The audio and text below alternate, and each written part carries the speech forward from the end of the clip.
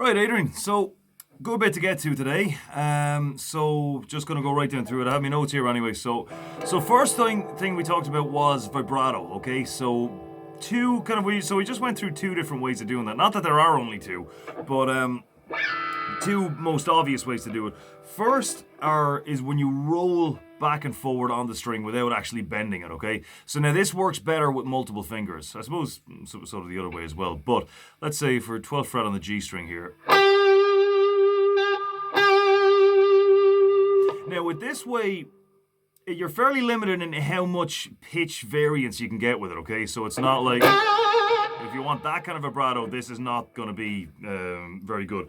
But this is nice for fast, consistent vibrato. Okay, so just get a really good grip of the string with all three fingers and just really rock back and forward on it, okay?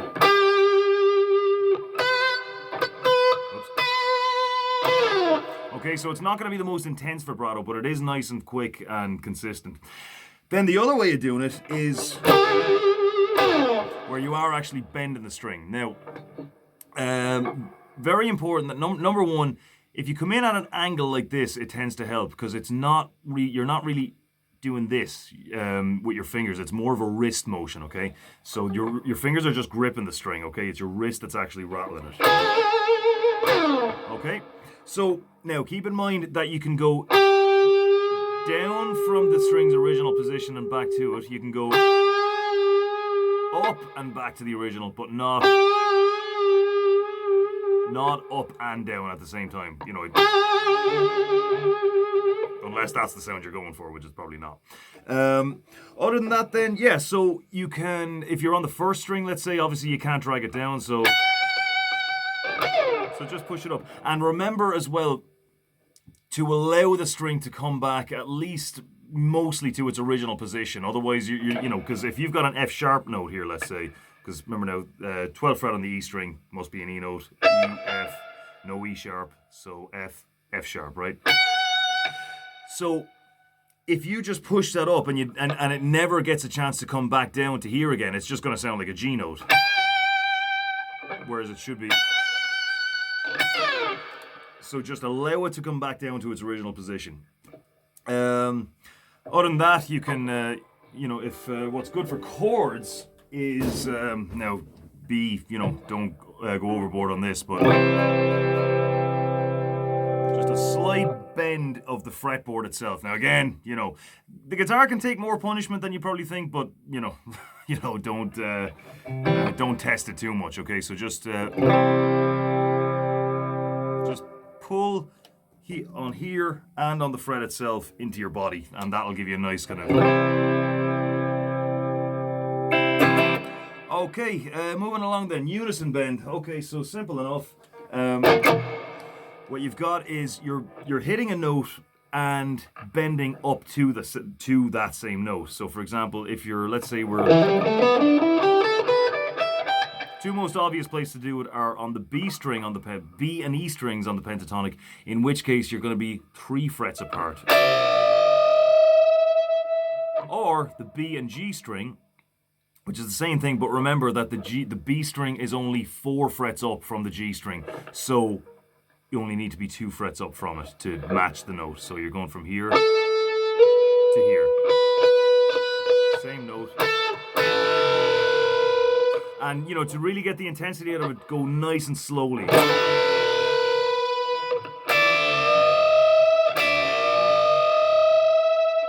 know, to really kind of feel that scream that it gives off. Attack on the bends. Now, this is not actually... we were talking about doing this on bends, but you can do this on any note at all, right? So it's just a case of getting your first finger across it, or some way of muting the strings, right? So anytime you're dealing with a high gain signal, now this is, I just have the tube screamer on here, but like if I was to change to the actual distortion channel, you know what I mean? So if you don't want to hear the string, you need to be on it, you need to be touching it to make sure it's not just a complete mess. So, but with the attack, let's go down to your D minor pentatonic, right? So what you do, it's simple enough. You're strumming all the strings on the way to it, but you have to find a way to mute them. So one way of doing that is getting the first finger across it, like that, or you can wrap your thumb around as well. So just get that on there. Another way you can do it as well is with your right hand. Just get that right hand on the top strings and leave. So even... So the B string is still open because that's the one I want to hit, but the rest of them... So just be aware of different ways to mute it, okay? Very important when you're dealing with high gain signals, and as well, obviously, you don't want... Now, if you want a more intense attack, a lovely way of doing that is to go up and then down, right? So something like, let's go down here to G minor. So we're going to go from the top note on the G string there, 5th fret G string. Okay, so instead of this, which is fairly aggressive, that's really aggressive, right? So you're coming up, make sure there's no gap between the and the note itself, right? Because you're trying to create the illusion that it's all just one thing, right? But it's not. You're going up first and then down and hitting the note. But you need to be... You can be slow on the way up, but as soon as you have to go right back down.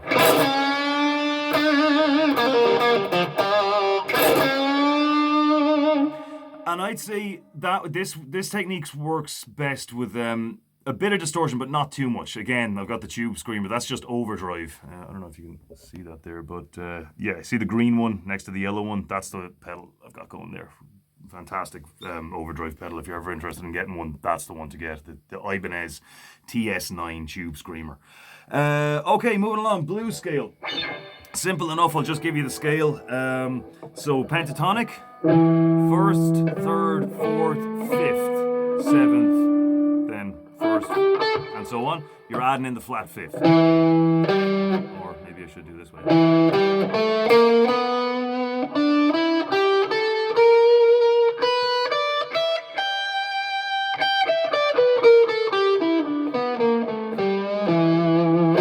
That's all there is to it. So the pentatonic is the 1st, 3rd, 4th, 5th, and 7th. The blues scale is the 1st, 3rd, 4th, flat 5th, or sharp 4th, you could call it that as well, 5th, 7th, okay? So that's all there is to it. So that dime, that shred pattern Dime does in Cowboys from Hell, that's based on that. So 5th, flat 5th, 4th, 3rd, and back up. All right, chromatic runs. So we didn't really do anything specific with that, okay? All we were saying was that the way to get a good way to get those outside notes into your solos is to just to go from one note to another note that are both in the scale using notes that are not in the scale. So for example, if we stick to the pentatonic, let's go D minor again. So here to here. So these two notes are very normal in the scale, right? You know, there's nothing out of the ordinary with these. So what you can do is... Let me try that again.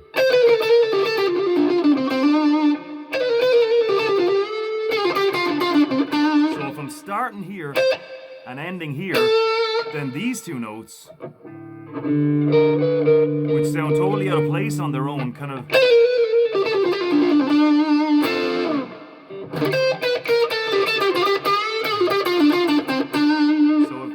to use a pattern, just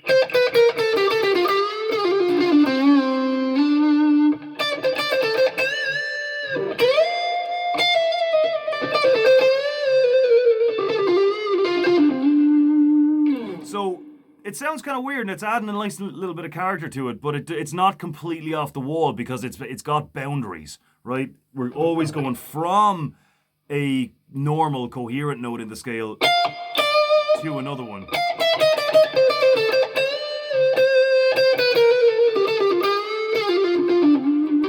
So that's all we said on that.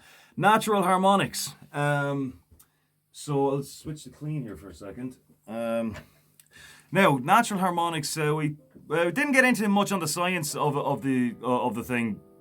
And we will next week, but this video is already 10 minutes long, so basically, instead of with a normal note, you're going behind the fret, putting pressure down. With natural harmonics, you're going directly over the fret, usually, for the normal ones that you are anyway, and barely touching, okay?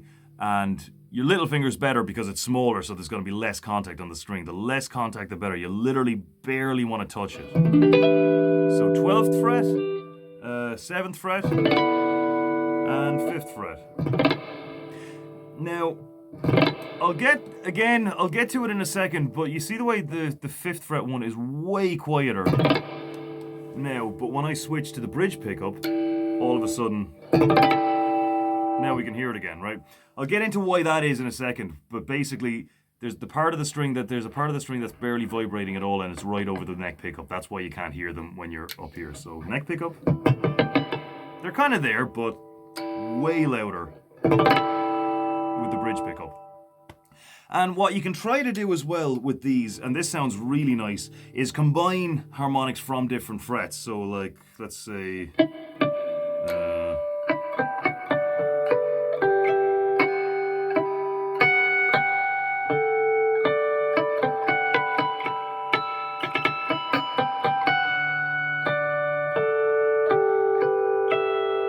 so lovely texture to it. And okay, yeah, that's everything on the list anyway. So, and one more time, that dime bag pattern, let's say we're doing it in C minor. Good to just, move around with the keys a little bit. So that's 8th fret, blues scale.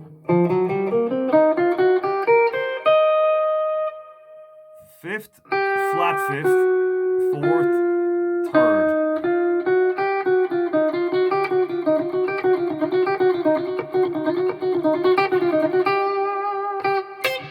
Okay, that'll do. Keep it up. I'll see you next week, all right?